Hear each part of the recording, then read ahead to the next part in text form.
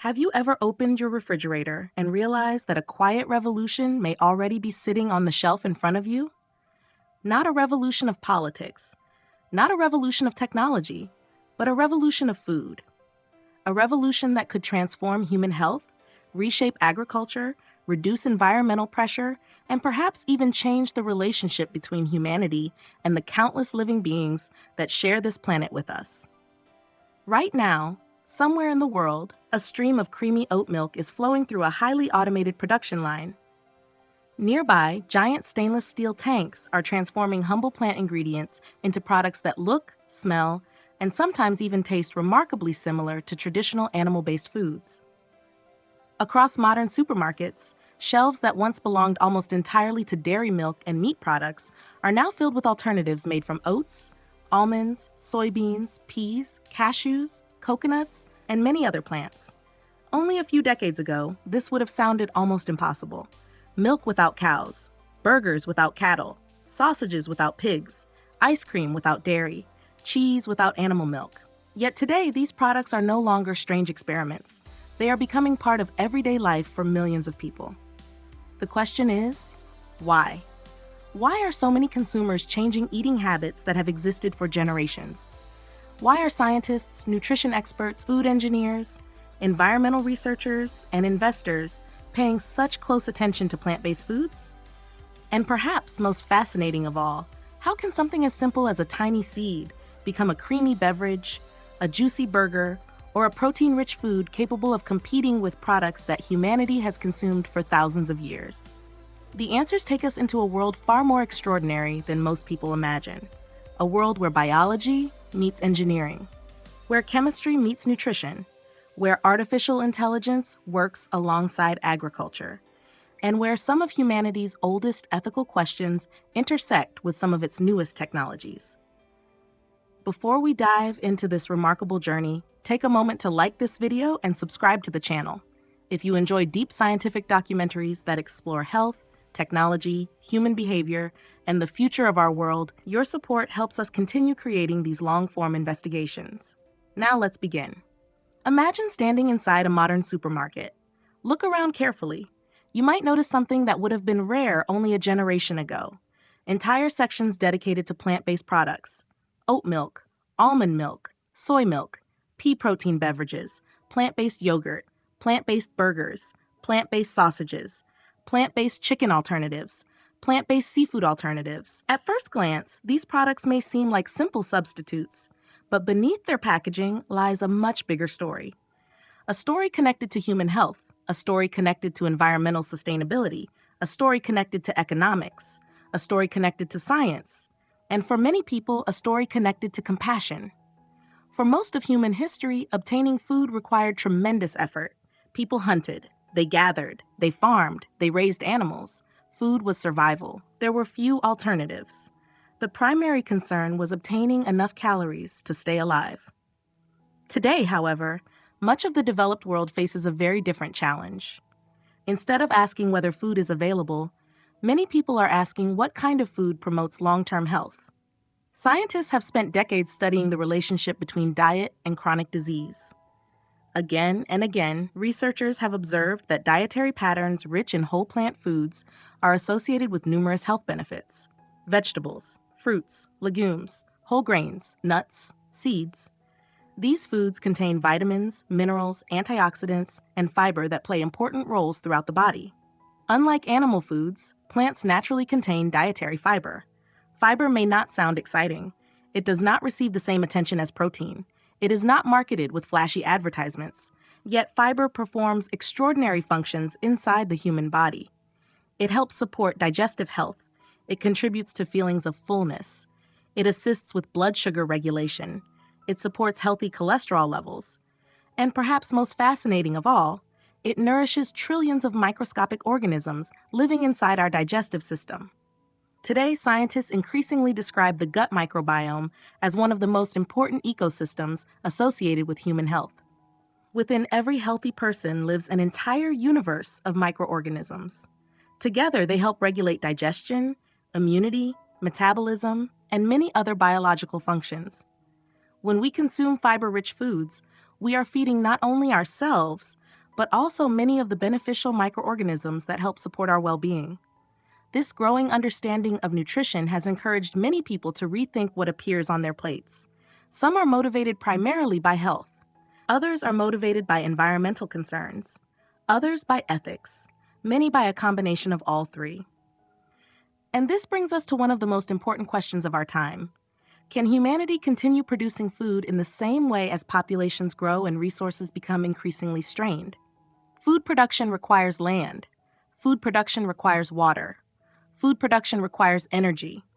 The larger the global population becomes, the greater these demands become. Scientists and agricultural experts are constantly searching for ways to produce nutritious food more efficiently. Plant-based foods have become an important part of that conversation. Not because they represent a magical solution, not because they are perfect, but because they offer possibilities. Possibilities for reducing resource consumption, possibilities for expanding food choices, possibilities for creating new systems that may complement existing food production methods. Yet there is another dimension to this discussion that reaches beyond nutrition and environmental science. It is a dimension rooted in a very old human question. How should we treat other living beings? Every day, billions of animals live within food production systems around the world. For many people, this reality raises profound ethical considerations. Animals experience fear. Animals experience stress. Animals seek safety. Animals protect their young. Animals struggle to survive. Modern science continues to reveal remarkable levels of intelligence, emotion, memory, and social behavior across many species. As awareness of animal cognition has increased, so too has public interest in alternatives that may reduce animal suffering. For some people, choosing plant-based foods is primarily a health decision. For others, it is primarily an environmental decision. But for many, it is also an ethical decision, a desire to reduce harm wherever possible, a desire to align daily habits with values of compassion and respect for life. This idea is not new. In fact, it appears repeatedly throughout human history. Many philosophical and spiritual traditions have emphasized kindness toward living beings. Among them, Buddhism offers one of the most influential perspectives on compassion. At the heart of Buddhist teachings lies the recognition that all sentient beings seek happiness and wish to avoid suffering. Whether human or animal, every conscious creature values its own life. Every creature fears pain. Every creature seeks safety. From this perspective, compassion is not merely an emotion, it becomes a way of relating to the world, a way of recognizing the interconnected nature of life itself. The Buddhist principle, often associated with non-harming, encourages individuals to cultivate awareness of how their actions affect others. Not through judgment, not through condemnation, but through understanding, through mindfulness, through compassion. For many people, plant-based eating represents one practical expression of these values. A small but meaningful effort to reduce suffering while supporting personal health and environmental sustainability. Of course, humanity's relationship with food is complex. There is no single dietary pattern followed by every culture. There is no universal solution that fits every individual. But what makes the current moment so fascinating is that science and ethics are beginning to intersect in unprecedented ways. For perhaps the first time in history, advanced technology is allowing humanity to explore alternatives that once seemed impossible. Alternatives capable of delivering nutrition. Alternatives capable of satisfying taste preferences. Alternatives capable of reducing dependence on traditional animal agriculture. And this is where our story becomes truly remarkable, because none of these products appear by magic. Behind every carton of oat milk lies an intricate network of farmers, scientists, engineers, nutritionists, chemists, microbiologists, food technologists, robotics specialists, and manufacturing experts. What appears simple on a supermarket shelf is often the result of decades of research. Every texture, every flavor, every nutrient, every production method, every safety protocol, every manufacturing process, all carefully developed through countless experiments and scientific discoveries. The creamy oat milk poured into a morning coffee, the almond milk blended into a smoothie, the plant-based burger sizzling on a grill. Each one represents a convergence of agriculture, chemistry, biology, engineering, and human imagination. But before any of that can happen, Before the factories, before the laboratories, before the packaging lines and supermarket shelves, everything begins in a much simpler place. A place where sunlight meets soil, where rain nourishes life, where tiny seeds contain astonishing biological potential. Because every revolution has an origin, and the revolution transforming modern food begins with some of the smallest ingredients on Earth. To understand how plants are becoming one of the most important food innovations of the modern era, we must travel back to the source. Back to the fields, back to the farms, back to the seeds that may help shape the future of human nutrition. The story of every great transformation begins with a moment when something once considered unusual suddenly becomes impossible to ignore. For decades, plant-based foods occupied only a tiny corner of the marketplace. They were often associated with niche health food stores, small vegetarian communities, or a handful of consumers searching for alternatives to conventional products. Most people rarely paid attention to them. Many assumed they would remain a specialty category forever. But history has a way of surprising us. Sometimes change arrives gradually, then suddenly, and that is exactly what happened with plant-based foods. Today, what was once a small movement has grown into a global industry worth tens of billions of dollars. In countries across North America, Europe, Asia, and beyond, supermarket shelves are being redesigned. Restaurants are rewriting menus. Food companies are investing billions into research and development. Governments, scientists, nutrition experts, and environmental organizations are paying close attention. The reason is simple. Consumer behavior is changing. And when consumers change, entire industries must adapt. Just a generation ago, asking for oat milk in a coffee shop would have produced puzzled looks from many baristas. Today, in many cities around the world, oat milk has become one of the most requested options. Almond milk has become a household staple. Soy milk continues to serve millions of consumers. Pea protein beverages are gaining popularity. Plant-based burgers have entered mainstream fast food chains. Even traditional food companies that built their reputations on animal products are investing heavily in plant-based alternatives. This is no longer a fringe phenomenon. It is a global shift. What makes this shift particularly fascinating is its speed. Food traditions are often among the most resistant aspects of human culture. People inherit recipes from parents and grandparents. They associate foods with identity, memory, family, and community. Changing eating habits is not easy. Yet despite these challenges, plant-based foods have achieved something remarkable. They have entered mainstream culture in a relatively short period of time. The question is why? Why are millions of people rethinking foods they have consumed their entire lives? Part of the answer lies in health. For many years, heart disease has remained one of the leading causes of death across much of the world. Scientists have spent decades investigating the factors that contribute to cardiovascular problems. The conclusions are complex. Human health is influenced by genetics, physical activity, sleep, stress, environmental factors, and many dietary variables. However, one consistent observation has emerged from large bodies of research. Dietary patterns rich in whole plant foods are often associated with improved cardiovascular health.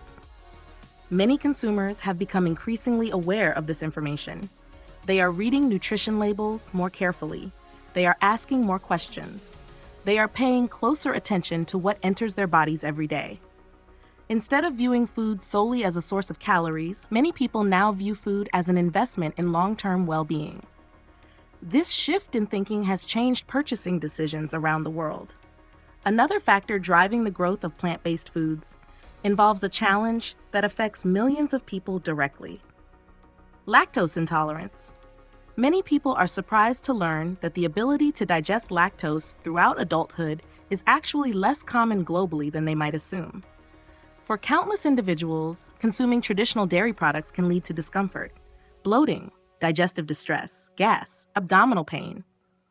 As awareness of lactose intolerance has grown, so has interest in dairy alternatives. For these consumers, plant-based milk is not simply a lifestyle choice. It is a practical solution. It allows them to enjoy familiar foods and beverages without unwanted digestive issues. What began as a niche alternative has therefore become an attractive option for a significant portion of the global population. But health alone cannot explain the extraordinary rise of the plant-based movement. Another powerful force is shaping consumer behavior: environmental awareness. For much of modern history, food production remained largely invisible to the average consumer. People purchased products from stores without thinking deeply about where those products originated. Today, information travels instantly. Documentaries, scientific reports, educational content, social media discussions, research publications. Consumers now have unprecedented access to information about how food is produced and how different agricultural systems affect the planet. As knowledge spreads, many people are becoming increasingly concerned about environmental sustainability. They are asking difficult questions. How much water is required to produce different foods? How much land is used? What are the environmental consequences of large-scale agriculture? How can humanity feed billions of people while preserving ecosystems for future generations? Plant-based foods have emerged as one possible answer to some of these concerns. Not a perfect answer, not a complete answer, but a meaningful part of a broader conversation about sustainability. For many consumers, choosing plant-based products feels like a practical way to reduce their environmental footprint. Even small decisions can feel significant when multiplied across millions of people. Yet there is another motivation that may be even more emotionally powerful: animal welfare. Human beings possess a remarkable capacity for empathy. When people see animals displaying affection, curiosity, fear, or intelligence, many naturally recognize similarities between animal experiences and their own. Scientific research continues to reveal increasingly sophisticated behaviors among many species. Animals form social bonds. They communicate. They learn. They remember. They experience stress. They seek comfort and safety. As public awareness of animal cognition has expanded, so has concern about how animals are treated within food production systems. For some individuals, this realization becomes a turning point. They begin asking whether there are alternative ways to obtain nutrition while reducing animal suffering. Plant-based foods offer one possible pathway. Again, not everyone arrives at the same conclusion, but the question itself has become increasingly important, and it has contributed significantly to the growth of the movement. Interestingly, this concern for living beings echoes ideas that have existed for thousands of years. Long before modern environmental science, long before food engineering, long before nutritional epidemiology. Many philosophical traditions encourage compassion toward animals. Among them, Buddhist teachings offer a particularly profound perspective.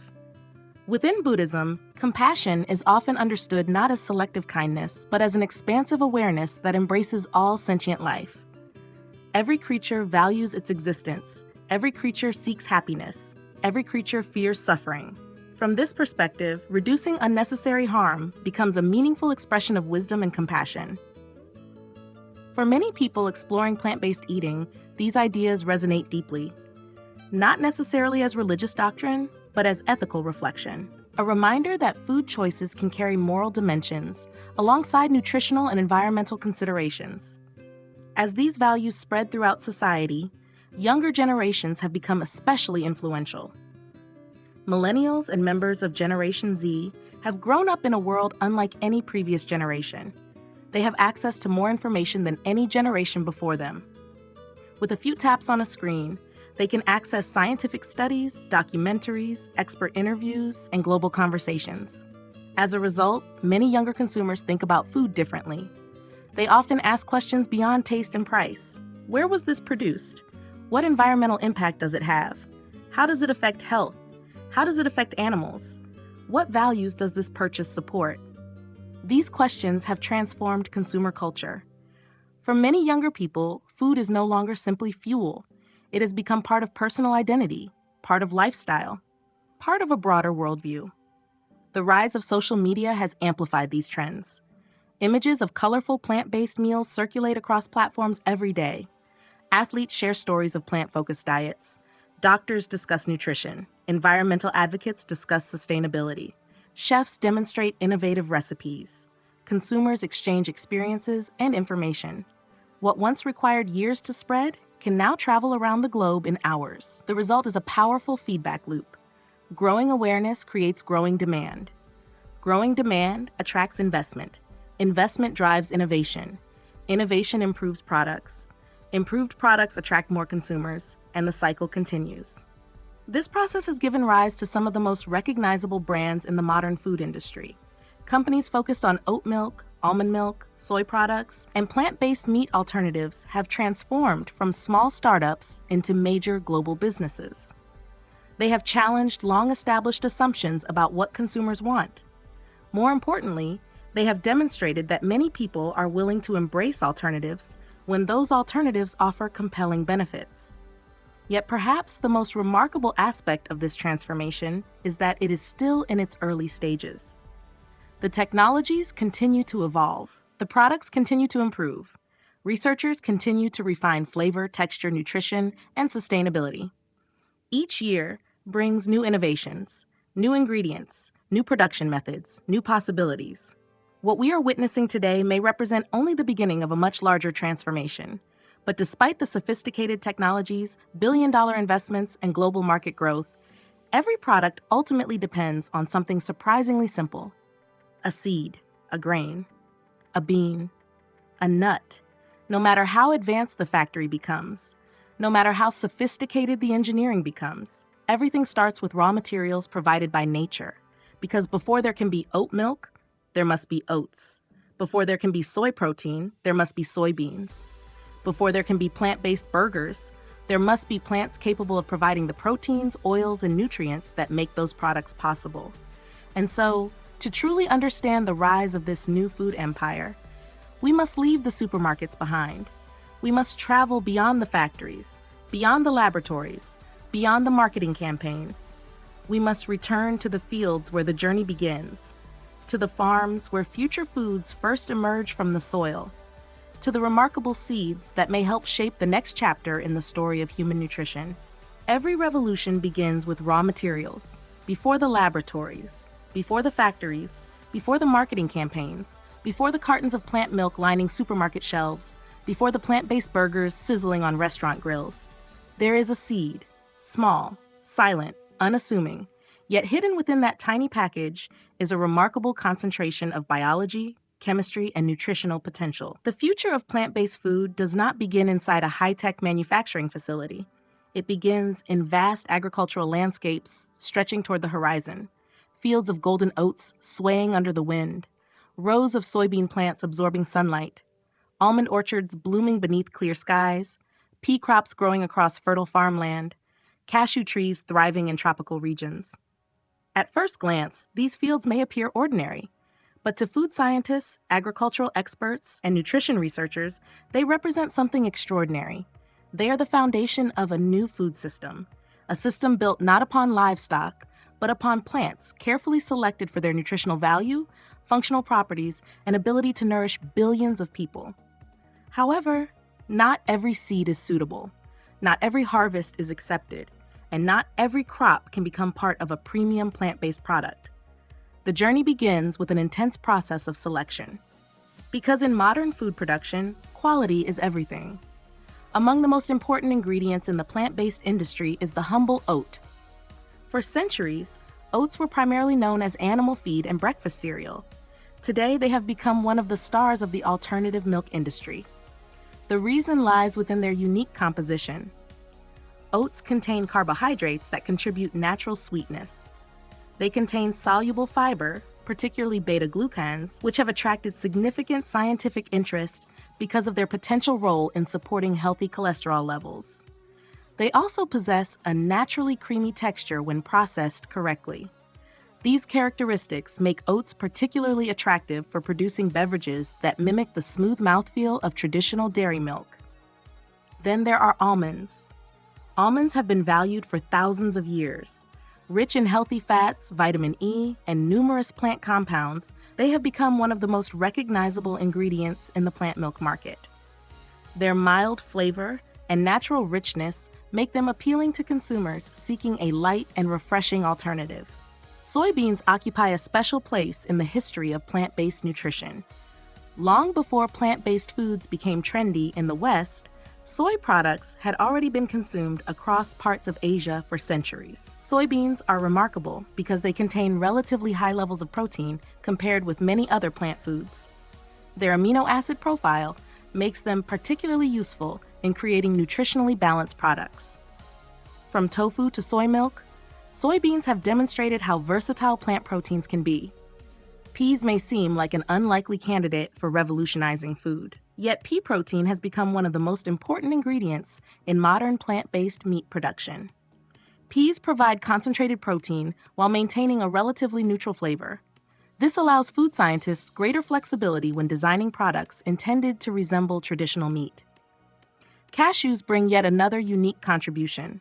Their naturally creamy texture makes them ideal for plant-based cheeses, sauces, spreads, and dairy alternatives. When processed, cashews can create astonishingly rich textures that surprise many consumers encountering them for the first time. Each of these ingredients possesses distinct characteristics: different protein levels, different fat compositions, different carbohydrate structures, different flavors, different textures. Selecting the right ingredient is therefore not simply a matter of availability.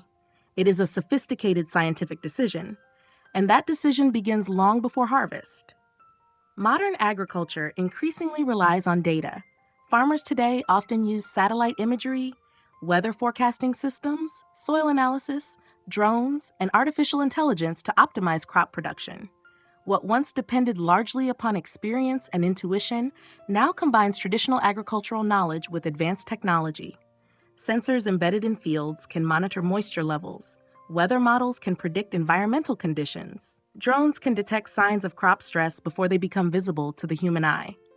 The goal is simple: produce the healthiest possible crops with the greatest efficiency and the least waste. Yet even after harvest, the selection process is only beginning. Imagine a truck arriving at a processing facility carrying tons of oats or soybeans.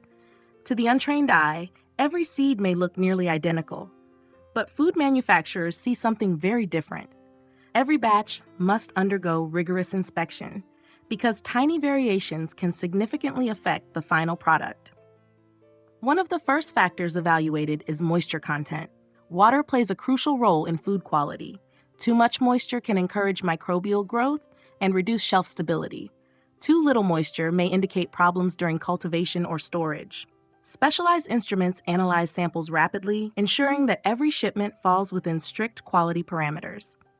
Next comes protein analysis. Protein is particularly important for plant-based meat products and many nutritional beverages. Manufacturers carefully measure protein concentrations because consistency matters.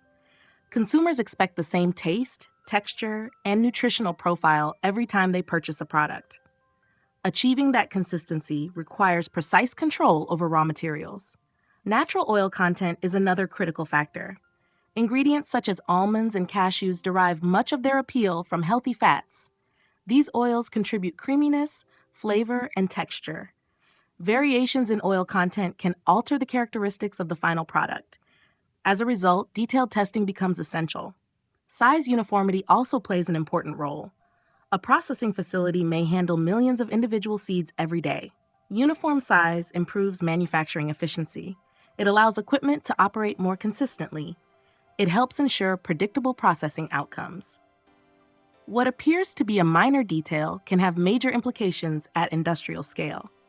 But perhaps the most fascinating stage of modern ingredient selection involves technologies that would have seemed like science fiction only a few decades ago.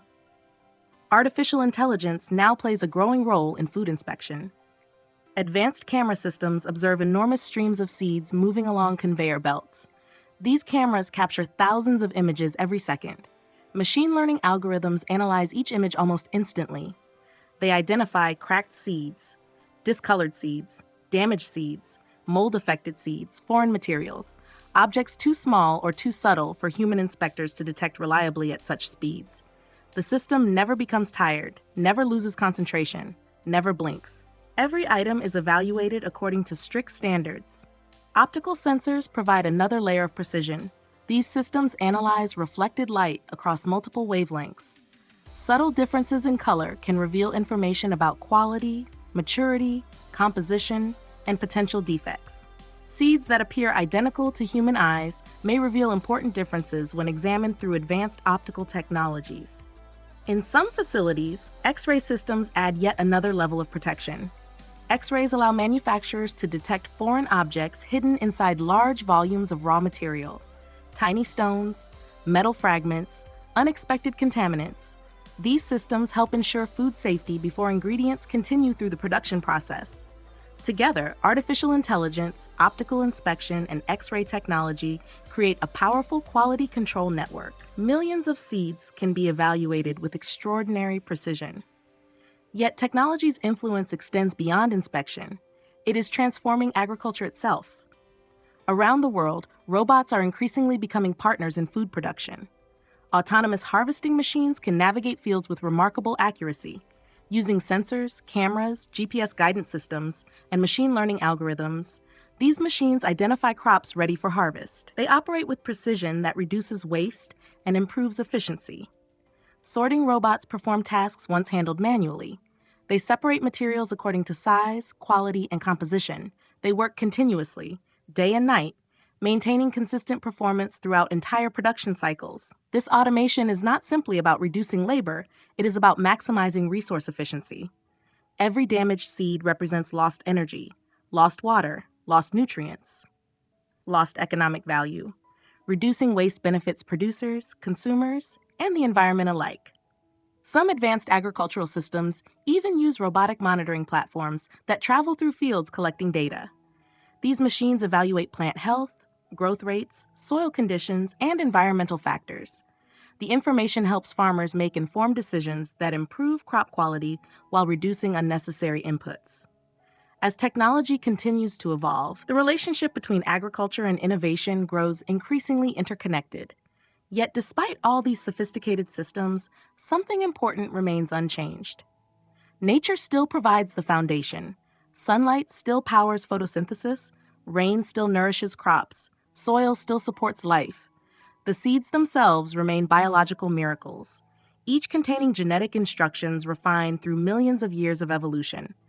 Each capable of transforming sunlight, water, minerals, and carbon dioxide into proteins, fats, carbohydrates, vitamins, and countless other compounds that sustain life.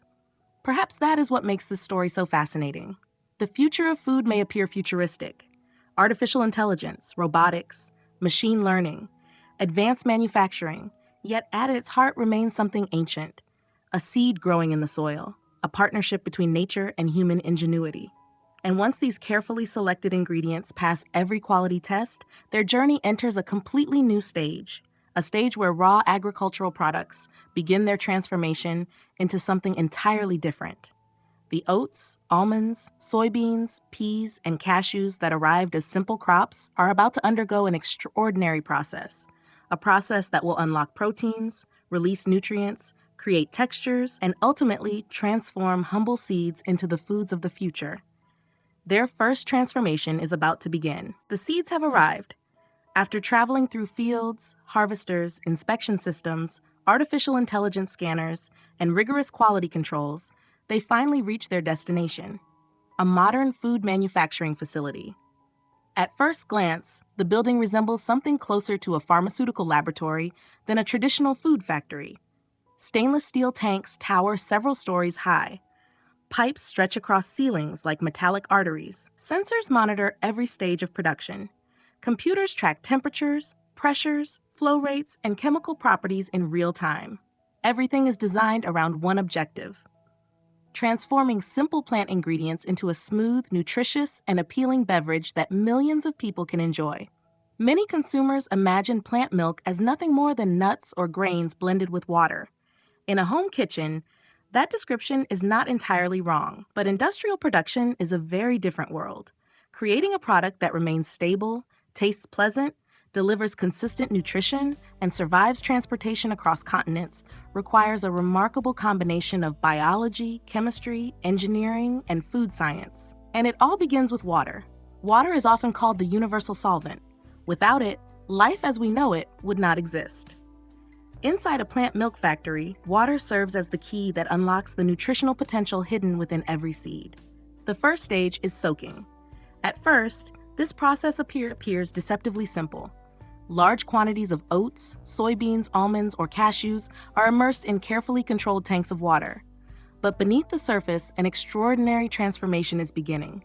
The seeds slowly absorb water, molecule by molecule, hour by hour. The dry structures that once protected the seed begin to soften. Cell walls become more flexible. Internal tissues swell. Biological activity that remained dormant during storage starts to awaken. For scientists, this stage is incredibly important. Seeds are nature's storage containers. They evolve to protect valuable nutrients until the right conditions for growth arrive. Proteins, healthy fats, carbohydrates, minerals, vitamins, all are carefully packed inside protective structures. Soaking helps unlock those structures. Water penetrates deep into the seed. The hardened tissues begin to relax. Nutrients become easier to access. Extraction becomes more efficient. In some cases, naturally occurring enzymes become more active. These enzymes help initiate biochemical changes that can improve flavor and digestibility. Scientists have long understood that water does more than hydrate a seed.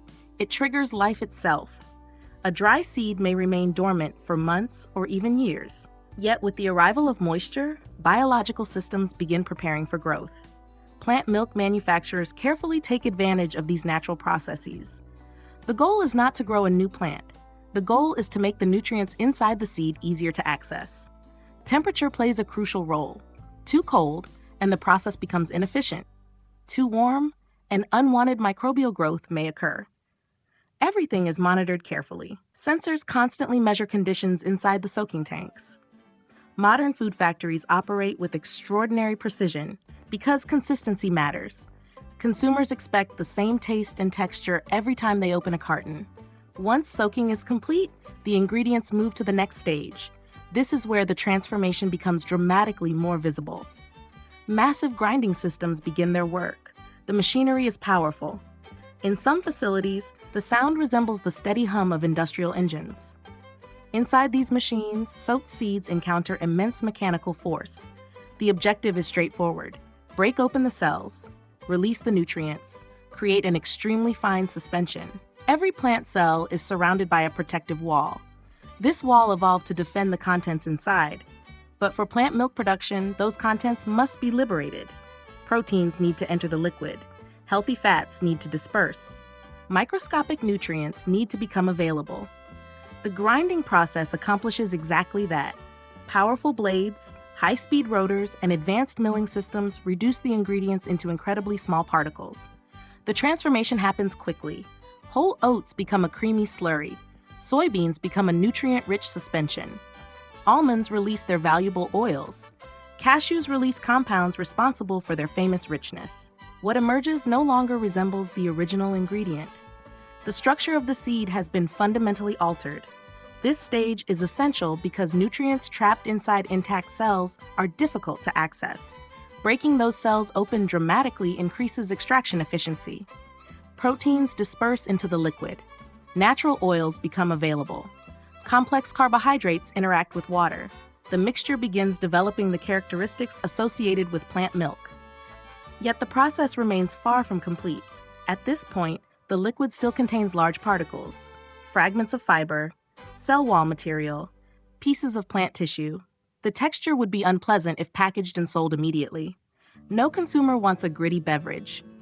The next challenge is separation. This stage represents one of the most important engineering achievements in modern food production. The mixture enters a sophisticated filtration system. Imagine thousands upon thousands of microscopic particles suspended in liquid. Some are valuable, others are not. The goal is to separate them with extraordinary precision. Multiple layers of filtration are used, each designed to remove specific particle sizes. Larger fibers are removed first, then smaller particles, then even finer materials. The process resembles a series of increasingly selective gates. Every stage refines the liquid further. The science behind filtration is surprisingly complex. Manufacturers want to remove coarse material while preserving desirable nutrients. Remove too much, and valuable components may be lost. Remove too little, and texture suffers. Finding the perfect balance requires years of research and optimization. Centrifugal separation may also be used. These systems spin liquids at extremely high speeds. The resulting forces help separate components according to density. Heavier particles move differently than lighter ones. Engineers use this principle to further refine the beverage. The result is a liquid that becomes progressively smoother, progressively creamier, progressively closer to the product consumers recognize as plant milk. One of the most fascinating aspects of this stage is that not all particles are removed. In fact, some of the smallest particles are highly desirable. Microscopic droplets of natural plant oils contribute richness. Tiny protein structures influence texture. These components help create the satisfying mouthfeel that consumers expect. A successful plant milk is not simply water containing nutrients. It must feel pleasant on the tongue. It must create a sensation of creaminess. It must deliver an enjoyable drinking experience. Food scientists often describe texture as one of the most important factors in consumer satisfaction. People may believe they are evaluating flavor alone, but texture strongly influences perception. A beverage that feels thin may seem less satisfying. A beverage that feels smooth and rich often appears more appealing. This understanding leads directly to the next stage, homogenization. For many consumers, this word appears occasionally on packaging without attracting much attention. Yet, homogenization is one of the most important technologies in modern beverage production. Without it, plant milk would behave very differently. To understand why, imagine mixing oil and water together in a glass. At first, they may appear combined, but after a short period, separation begins. Oil naturally rises. Distinct layers form. The mixture becomes unstable. The same challenge exists inside plant milk. Natural plant oils are present throughout the liquid. Left alone, they tend to separate. Consumers would open a carton and discover inconsistent texture. The top might contain concentrated oils. The bottom might contain heavier particles. Homogenization prevents this outcome. The process forces the liquid through extremely narrow openings under very high pressure. The pressure is immense.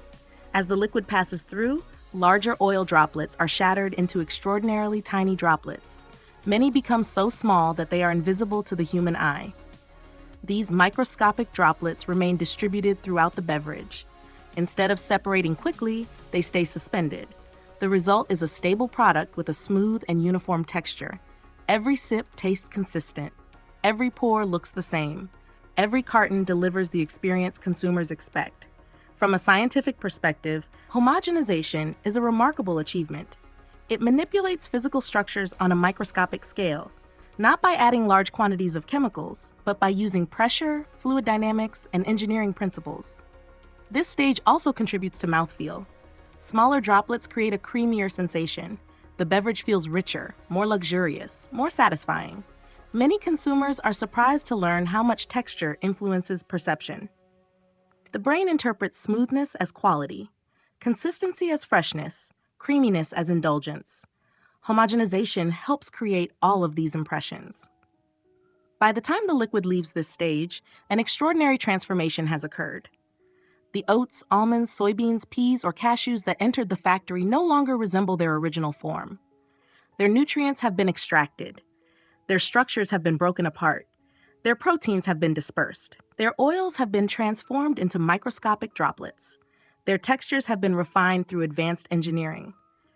What began as simple agricultural products has become something entirely different, a carefully designed beverage built through the combined efforts of biology, chemistry, physics, and food science. Yet despite all of this technological sophistication, plant milk represents only one branch of the revolution, because creating a creamy beverage from plants is impressive. But creating something that looks like meat, feels like meat, cooks like meat, and even convinces many consumers that it tastes like meat. That is an entirely different challenge, and it requires some of the most fascinating food engineering ever developed. The next stage of our journey will take us into that extraordinary world, a world where plants are transformed into products that seem almost impossible at first glance. A world where science attempts to recreate one of humanity's oldest foods using nothing but the power of plants. Creating plant milk is an impressive scientific achievement. Taking a simple oat, almond, soybean, or cashew and transforming it into a smooth, creamy beverage requires a remarkable understanding of biology and engineering. But compared to the next challenge, plant milk may actually be the easy part, because there is one food that has proven far more difficult to replicate: meat. For thousands of years, meat has occupied a central place in human diets across much of the world. Its flavor, its texture, its aroma, its appearance, its cooking behavior. All of these characteristics combine to create an eating experience that people instantly recognize. Replicating that experience without using animal tissue has become one of the most ambitious goals in modern food science. At first glance, the challenge appears almost impossible. After all, meat and plants are fundamentally different. A steak begins as muscle. A chicken breast begins as muscle. A hamburger begins as muscle. Animal muscles contain fibers organized into complex structures. These fibers give meat its distinctive texture. When you bite into a piece of meat, your teeth encounter resistance. The fibers separate, the tissue pulls apart, juices are released. The experience feels natural because the structure evolved as part of a living animal. Plants are different. A soybean does not contain muscle fibers. A pea does not contain muscle fibers. An oat does not contain muscle fibers. Plants contain proteins, carbohydrates, oils, and countless other compounds, but they do not naturally possess the fibrous architecture found in animal tissue. This creates the biggest challenge facing plant-based meat developers. How do you create the texture of meat without using meat? How do you transform simple plant proteins into something that resembles muscle tissue? The answer lies in one of the most fascinating technologies in modern food manufacturing, a process known as extrusion. For most consumers, the word means nothing, yet extrusion has become one of the key technologies driving the plant-based revolution. Inside large manufacturing facilities, plant proteins extracted from soybeans, peas, wheat, or other crops are carefully blended into specialized formulations. These proteins are not yet meat-like. In fact, they often resemble fine powders. Nothing about their appearance suggests a juicy burger or a tender chicken alternative. But that is about to change. The protein mixture enters a machine called an extruder. At first glance, the machine resembles a giant metal tube. Inside, however, extraordinary forces are at work. Powerful screws rotate continuously. The protein mixture is pushed forward under carefully controlled conditions. Heat begins to rise. Pressure begins to increase. The proteins encounter an environment unlike anything they experienced inside the original plant. As temperatures climb, the protein molecules begin to change. Scientists refer to this process as denaturation. The proteins unfold, their structures loosen, new interactions become possible. Then something remarkable happens. The combination of heat, pressure, moisture, and mechanical force begins reorganizing these proteins into entirely new arrangements. The molecules align, they stretch, they form elongated structures. As the material exits the extruder, the proteins cool and solidify into fibrous networks that surprisingly resemble the texture of animal muscle. For decades, food scientists struggled to create convincing meat textures. Early products often felt spongy, artificial, dry. Consumers could immediately tell the difference. Modern extrusion technology has dramatically improved those results. Today, some plant-based products can produce textures that closely resemble shredded chicken, pulled pork, ground beef, or even whole muscle cuts. The achievement is extraordinary when viewed through a scientific lens. No animals, no muscle tissue, no biological meat. Yet the physical experience begins to resemble traditional animal products. In many ways, extrusion represents a form of molecular architecture. Engineers are designing structures using plant proteins as building materials. Instead of constructing bridges or skyscrapers, they are constructing texture. They are designing bite resistance, chewiness, tenderness, mouthfeel, all through the careful manipulation of protein molecules. But texture alone is not enough. Anyone who has ever cooked meat understands that another characteristic is equally important. Juiciness. Think about a freshly cooked burger. As it cooks, juices emerge, fat melts, moisture is released. The result is richness and satisfaction. Without this quality, food can feel dry and disappointing. Early plant-based meats often struggled in this area. Many products lacked the succulence consumers expected. Scientists needed a solution. The answer came from plants once again. Vegetable oils became a crucial ingredient. Coconut oil, sunflower oil, canola oil, and other carefully selected fats. These oils perform an essential function. They mimic some of the roles traditionally played by animal fat. During cooking, the oils soften and redistribute throughout the product. They help create lubrication, they enhance mouthfeel, they contribute to flavor release. Most importantly, they create the sensation of juiciness. Food scientists spend years optimizing these formulations. Too much oil can make a product greasy. Too little can leave it dry. The balance must be precise. Every ingredient serves a purpose. Every percentage matters. Every variable is carefully controlled. The result is a product capable of delivering a much more satisfying eating experience. Yet another challenge remains: appearance. Human beings eat with their eyes long before food reaches the mouth. Color influences expectations. A pale burger does not look appetizing. A gray patty may seem unappealing, even if it tastes excellent. Consumers expect meat-like products to resemble meat. Achieving this goal requires another layer of scientific creativity. Nature once again provides the solution. Many plant-based meat manufacturers use pigments derived from vegetables and fruits. Beetroot has become particularly famous for this purpose. Its deep red color closely resembles the appearance of raw meat. Other plant sources contribute additional pigments that help refine the visual experience. The objective is not deception. The objective is familiarity. Consumers are more likely to embrace new foods when those foods resemble experiences they already understand. The science of color, therefore, becomes a critical component of product development. Food researchers evaluate how colors behave during storage, how they change during cooking, how they interact with proteins and fats, how consumers perceive them. Even slight differences can influence purchasing decisions. But perhaps the most talked about innovation involves what many people call the bleeding effect. One of the defining characteristics of a traditional beef burger is the release of reddish juices during cooking. For decades, this seemed impossible to recreate using plants. Then researchers began exploring natural compounds capable of producing similar visual effects. By combining plant-derived pigments with sophisticated food engineering techniques, manufacturers created products that appeared to release meat-like juices during cooking. The effect generated enormous public attention. Some consumers were amazed, others were skeptical, but nearly everyone was intrigued. For the first time, plant-based burgers began delivering an experience that visually resembled conventional meat products. This represented an important milestone. Not because appearance is everything, but because appearance strongly influences acceptance. Humans evolved to evaluate food visually. Our brains form expectations before the first bite. When those expectations align with the eating experience, satisfaction increases. The success of modern plant-based meats demonstrates just how powerful food science has become. Researchers are no longer simply extracting nutrients from plants. They are recreating complex sensory experiences. Texture, juiciness, appearance, cooking behavior, all carefully engineered through an understanding of chemistry, biology, and physics. Yet despite these extraordinary achievements, many experts agree that the greatest challenge was never texture. It was never color. It was never even juiciness.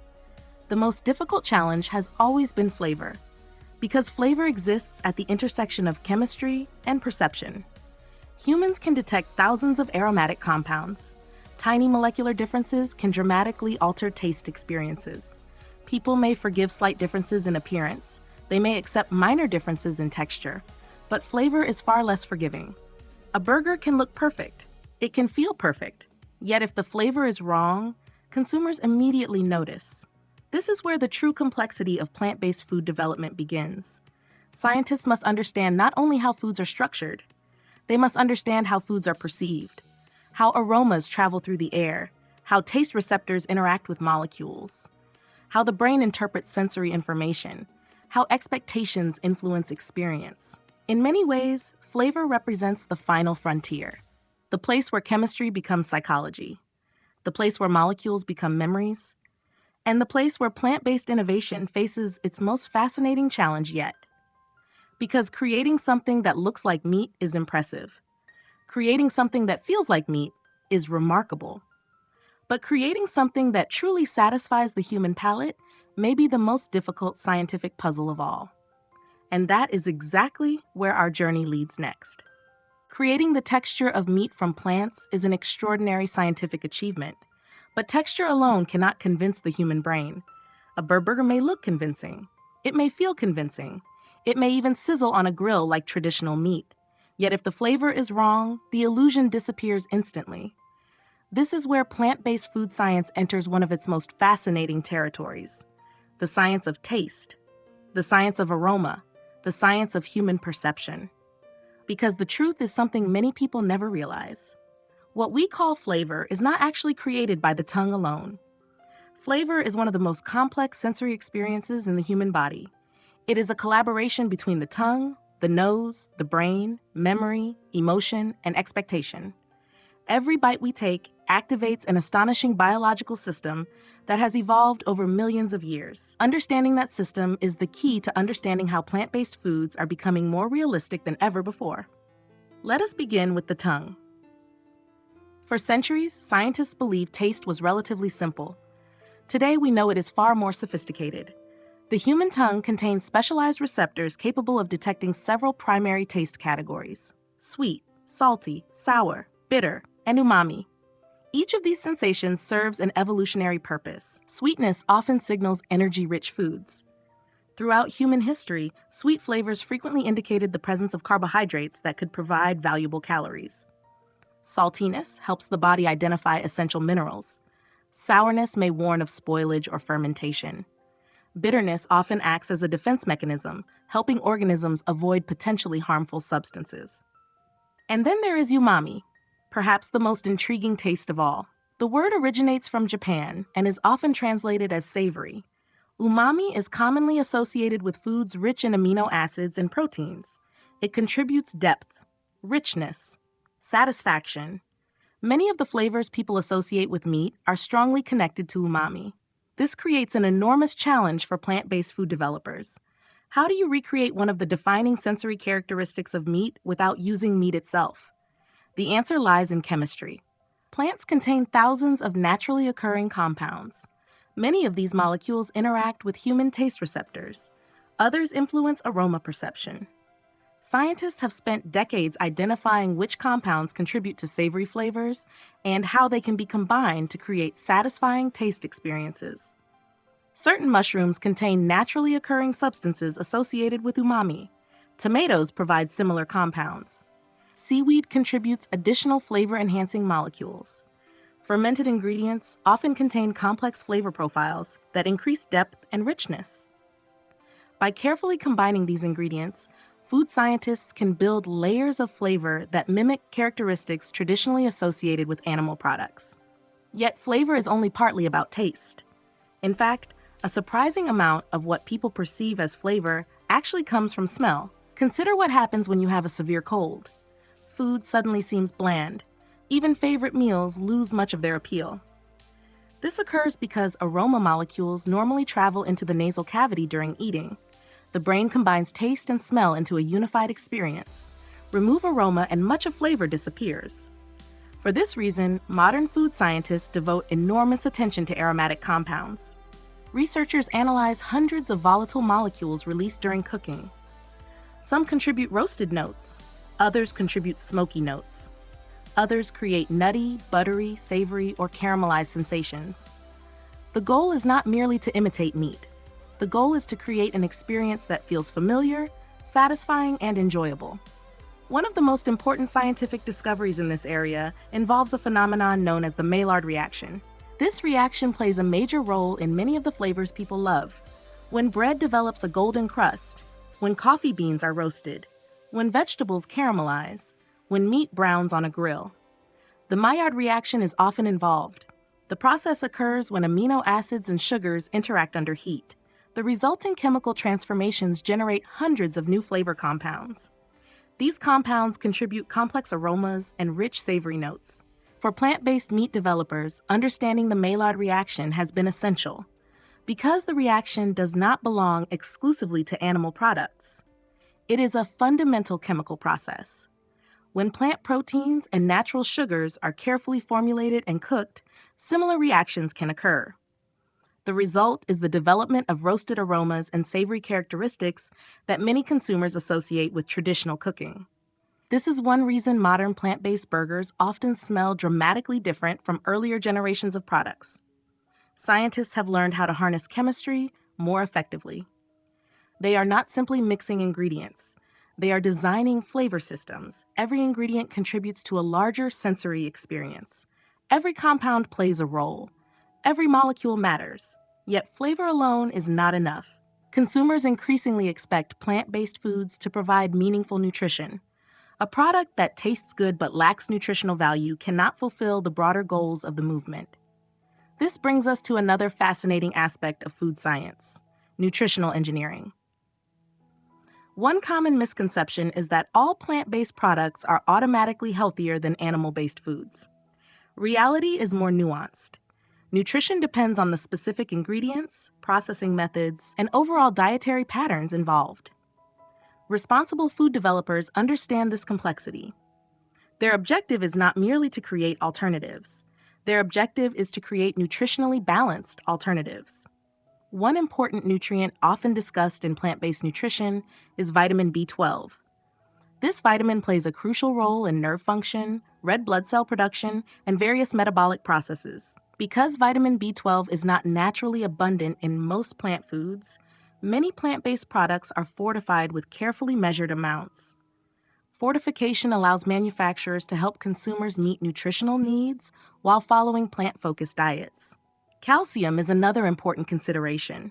Many people associate calcium primarily with dairy products. However, calcium can also be added to plant-based beverages. Modern fortification technologies allow manufacturers to provide calcium levels comparable to those found in many traditional dairy products. Vitamin D frequently receives similar attention. This nutrient supports numerous physiological functions and plays an important role in bone health. Many plant-based products include added vitamin D as part of comprehensive nutritional strategies. Zinc is another mineral often considered during product formulation. Like calcium and vitamin D, zinc participates in numerous biological processes throughout the body. Scientists carefully evaluate nutritional profiles to ensure products contribute meaningfully to balanced diets. But nutrients alone do not determine food quality. Balance matters. Protein content has become one of the most discussed topics in plant-based nutrition. Consumers increasingly understand the importance of protein for muscle maintenance, recovery, and overall health. As a result, manufacturers work diligently to optimize protein levels: soy protein, pea protein, bean proteins.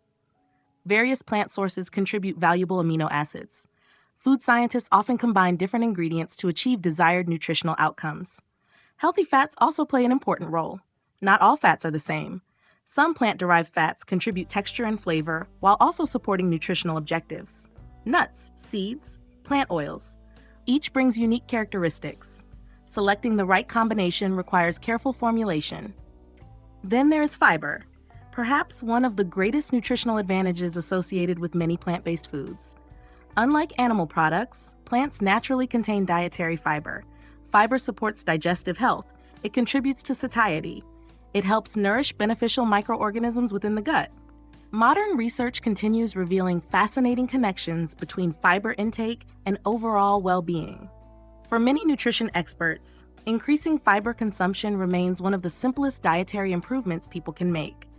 This naturally aligns with many plant-based eating patterns. Yet despite these potential benefits, responsible discussions about nutrition must also acknowledge limitations. Plant-based foods are not magical. No single product guarantees perfect health. No dietary approach eliminates all risk. Human nutrition is extraordinarily complex. Some plant-based products are minimally processed. Others are highly engineered. Some contain exceptional nutritional profiles. Others are designed primarily for convenience or sensory appeal. Consumers benefit most when they understand these distinctions. Whole plant foods such as beans, lentils, vegetables, fruits, nuts, and whole grains remain foundational components of many evidence-based dietary recommendations. Plant-based alternatives can complement these foods, but they are not necessarily direct replacements for every nutritional characteristic found in animal products. This is why education remains essential. The goal is not blind enthusiasm. The goal is informed decision-making. Understanding what products contain, understanding how they are made, understanding how they fit into broader dietary patterns. When approached thoughtfully, plant-based foods can offer significant advantages. They may support increased fiber intake. They may reduce reliance on certain animal products. They may contribute to environmental sustainability. They may align with ethical values centered on compassion and reducing harm toward living beings. And for many people, they provide a practical way to explore healthier eating habits without abandoning familiar culinary experiences. In many ways, this represents the true achievement of modern food science. Not merely creating alternatives, but creating options, expanding possibilities, allowing consumers greater freedom to align food choices with health goals, environmental concerns, and personal values. By the time a product reaches this stage of development, scientists have carefully optimized flavor, balanced nutrients, refined texture, improved appearance, tested stability, adjusted countless variables. The formula may finally be ready. Yet one critical challenge still remains. A product can possess perfect flavor, excellent nutrition, beautiful texture, and impressive scientific innovation. But none of that matters if it spoils before reaching consumers. The next step in the journey therefore shifts from creation to preservation. Because once the recipe is perfected, the challenge becomes protecting it. Protecting it from time, protecting it from contamination, protecting it from the invisible microorganisms that constantly surround us, and doing so without compromising safety, quality, or taste. This challenge has inspired some of the most sophisticated packaging technologies ever developed in the food industry. The next chapter of the story takes us into a world most consumers never see. A world hidden behind factory walls. A world where some of the most advanced technologies in modern food production work silently every second of every day. Because creating a nutritious plant milk is only part of the challenge. Producing a delicious beverage is not enough. Even creating the perfect balance of flavor, texture, and nutrition is not enough. There is another enemy waiting. An enemy so small that it cannot be seen with the naked eye, yet powerful enough to spoil an entire production batch, powerful enough to destroy flavor, destroy safety, destroy shelf life. This enemy is microorganisms, bacteria, yeasts, molds, invisible life forms that exist almost everywhere on Earth. They float through the air, they live on surfaces, they travel through water, they can be found in soil, on plants, and even on the human body. Most are harmless. Some are beneficial, but when food manufacturers want a product to remain safe and stable for months, these microscopic organisms become a serious challenge.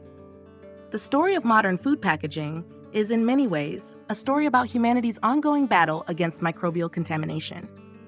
For most of human history, food preservation was one of civilization's greatest challenges. People relied on drying, salting, smoking, fermentation, cold storage. Every culture developed methods to extend the life of food, yet spoilage remained a constant threat. The arrival of modern food science changed everything. Scientists gradually discovered that microorganisms were responsible for many forms of food spoilage. Once the enemy was identified, a new question emerged. How can food be protected without destroying its nutritional value or flavor? One of the most important answers became a technology known as ultra-high temperature processing, often called UHT. The concept sounds simple, but the science behind it is remarkably sophisticated. Inside a modern production facility, freshly formulated plant milk flows through a specialized processing system. The liquid is heated to extremely high temperatures, far hotter than what consumers would use in their kitchens. Yet something surprising happens. The exposure lasts only a very short time, just seconds. The temperature rises rapidly, then the liquid cools rapidly. This brief but intense heat treatment accomplishes something extraordinary. It destroys the overwhelming majority of microorganisms that could spoil the product. Bacteria, yeasts, molds, potential contaminants are eliminated before they have any opportunity to multiply. What makes UHT technology so fascinating is the balance it achieves. Heat is powerful, but excessive heat can damage flavor, damage texture, damage nutrients. Scientists therefore spent decades refining the process. The objective was not simply to heat the product. The objective was to heat it just enough, long enough to ensure safety, short enough to preserve quality. The result is one of the most important food preservation technologies ever developed. Without it, many of the shelf-stable beverages found in supermarkets today would not exist. Yet even after UHT treatment, another challenge remains. Imagine sterilizing a product perfectly. Every unwanted microorganism is removed. Then you pour it into a contaminated container. The entire effort becomes useless. This realization led to the development of another critical innovation: aseptic packaging. The word may sound technical, but the idea is straightforward. The product must remain protected from contamination after processing. To accomplish this, manufacturers create an environment that contains almost no harmful microorganisms. Inside these facilities, packaging materials are sterilized. Equipment is sterilized. The product itself has already undergone treatment. Everything operates inside carefully controlled conditions. From the moment the beverage leaves the processing system until the package is sealed, exposure to contamination is minimized as much as possible. Watching an aseptic packaging line in operation is almost mesmerizing. Machines move with astonishing precision. Containers are formed, sterilized, filled, sealed, labeled, and transported onward, all within seconds. Every movement is coordinated, every step monitored, every detail controlled. The process resembles a carefully choreographed industrial ballet. Thousands upon thousands of packages move through the system without interruption. Yet one of the most overlooked marvels is the package itself. Most consumers pick up a carton without giving it a second thought. But modern beverage cartons are masterpieces of engineering. At first glance, they appear simple, lightweight, ordinary, disposable. The reality is far more impressive. A typical shelf-stable carton consists of multiple layers working together as a unified protective system. Each layer serves a specific purpose. Each contributes to preserving product quality. The outer paper layer provides strength and structure. Without it, the package would collapse. Paper gives the carton rigidity. It allows stacking, transportation, and storage. It creates the familiar shape consumers recognize. Hidden within the structure is another important layer, aluminum. This thin metallic barrier performs a crucial function. Light can damage food. Oxygen can damage food. Both can trigger chemical reactions that reduce quality over time. The aluminum layer acts as a shield. It blocks light. It limits oxygen exposure. It helps preserve flavor and nutritional stability. Additional protective layers of specialized plastic perform yet another role. They prevent leaks. They maintain structural integrity. They create secure seals. Together, these materials form a highly effective barrier against environmental threats. Paper, aluminum, protective polymers. Individually, each material has limitations. Together, they create a remarkably effective preservation system. The result is something that would have seemed almost magical to previous generations. A nutritious beverage that can remain stable for months without refrigeration before opening. No need for heavy glass bottles. No need for continuous cold storage. No need for large quantities of preservatives. Instead, science and engineering perform the work. The scale at which this occurs is equally astonishing. Many modern packaging facilities operate at speeds that challenge the imagination. Conveyor systems move continuously. Machines never seem to stop. Cartons flow through production lines in an endless stream.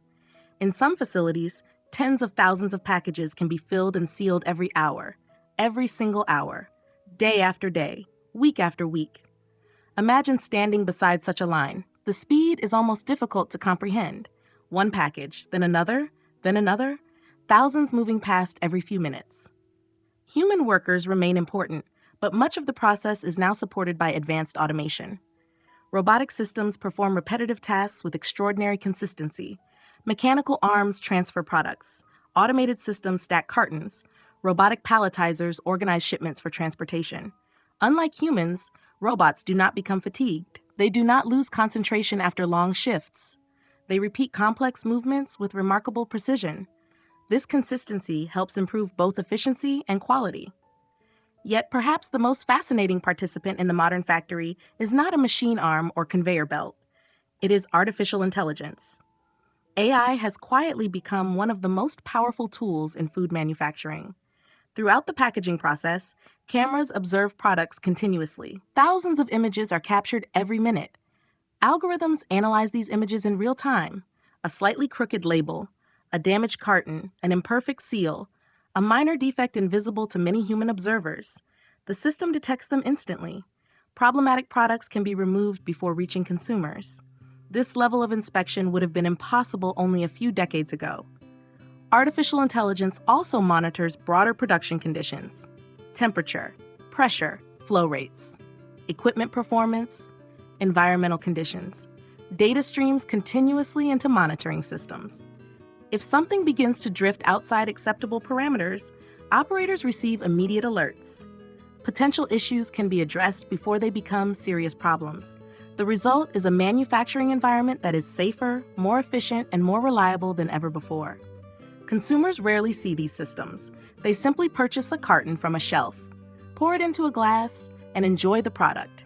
Yet hidden behind that simple experience is an extraordinary network of science and engineering. Thousands of decisions, thousands of quality checks, thousands of technological innovations, all working together to ensure safety and consistency. In many ways, the carton itself represents the final achievement of the production process. The nutrients have been extracted, the flavor has been perfected, the texture has been refined, the product has been protected. The journey from seed to shelf is nearly complete. But the significance of plant-based foods extends far beyond manufacturing, far beyond packaging, far beyond supermarket shelves. Because the most important question may not be how these products are made. The most important question may be what their existence means for the world around us. For water resources, for farmland, for greenhouse gas emissions, for biodiversity, for the future of a planet supporting billions of people. And that is where the story becomes even bigger than food itself. The journey of plant-based food began with a simple seed. Then came farming, processing, extraction, food science, packaging, innovation. But now we arrive at perhaps the most important question of all. Does any of this actually help the planet? The answer is not as simple as a marketing slogan. It is not as simple as declaring one food good and another food bad. The real world is more complicated. Agriculture is complicated. Climate systems are complicated. Human nutrition is complicated. Yet when environmental scientists study food production on a global scale, one conclusion appears again and again. The choices humanity makes about food have enormous consequences for the future of Earth. Food is not merely something that appears on a plate. Food is connected to water, land, energy, forests, wildlife, atmospheric chemistry. Every meal represents the final step in a much larger system, and when billions of people make similar choices every day, the environmental effects become enormous. To understand why plant-based foods have attracted so much attention from environmental researchers, we must begin with one of the planet's most precious resources: water. Most people rarely think about water when eating a meal. A glass of milk appears simple, a burger appears simple, a slice of cheese appears simple. Yet behind every food product lies a hidden water story. Scientists often use the term water footprint to describe the total amount of water required throughout a product's production process. This includes irrigation, animal drinking water, feed production, processing, cleaning, transportation. Every stage contributes. When researchers began comparing different food systems, they discovered something remarkable. Livestock production often requires enormous amounts of water. Consider a dairy cow. The animal drinks water directly, but that is only part of the equation. The cow also consumes feed crops, corn, soy, alfalfa, grasses. Those crops require water to grow, large quantities of it. Rainfall contributes some, irrigation contributes more. Then there is water used during processing, transportation, sanitation, and manufacturing. By the time milk reaches a supermarket shelf, a vast amount of water has been involved somewhere along the chain. Plant-based beverages also require water. Oats need water, soybeans need water, almonds need water. Nothing grows without it. But in many cases, the total water demand can be significantly lower than comparable animal-based systems. The reason is surprisingly simple. Plants are already producing the nutrients directly. When animals enter the equation, an additional biological step is introduced. Plants feed animals, then humans consume products from those animals. Every additional step requires resources. Every additional step creates inefficiencies. Imagine filling a bucket with water. Now imagine pouring part of that water into another bucket, then transferring part again, then again. Some water is lost at each stage. Energy systems often work similarly. Every transfer creates losses. Food production follows the same principle. Environmental researchers frequently describe this as an efficiency challenge. Plants convert sunlight into usable energy through photosynthesis. Animals then consume those plants. But animals must use much of that energy simply to remain alive. Movement, body temperature regulation, growth, biological maintenance. As a result, only a portion ultimately becomes food for humans. This brings us directly to another environmental challenge: land. When viewed from space, Earth appears vast, yet fertile agricultural land is surprisingly limited. Human civilization depends upon a relatively small fraction of the planet's surface. Every farm, every pasture, every orchard, every crop field, together they support billions of people. The question is how efficiently that land is being used. Many people are unaware that enormous areas of agricultural land are dedicated not to feeding humans directly, but to feeding livestock. Millions of hectares produce animal feed crops: corn, soybeans, hay, various grains. These crops perform an important role within existing food systems. Yet they also reveal an interesting reality. A significant percentage of global agricultural production passes through animals before reaching humans. This creates another conversion step, and as with water, every conversion introduces losses. Scientists often compare food production systems using energy efficiency: how much food energy enters the system, how much emerges for human consumption. When plants are consumed directly, fewer conversion losses occur. When plants first become animal feed, some of that energy is inevitably used by the animal itself. This does not mean animal agriculture has no value. Humans have relied upon livestock for thousands of years. Animals provide food, livelihoods, economic stability, and cultural traditions across the world. But from a purely resource efficiency perspective, direct plant consumption often requires less land to produce equivalent quantities of food energy. For environmental researchers confronting the challenge of feeding a growing global population, this observation has profound implications.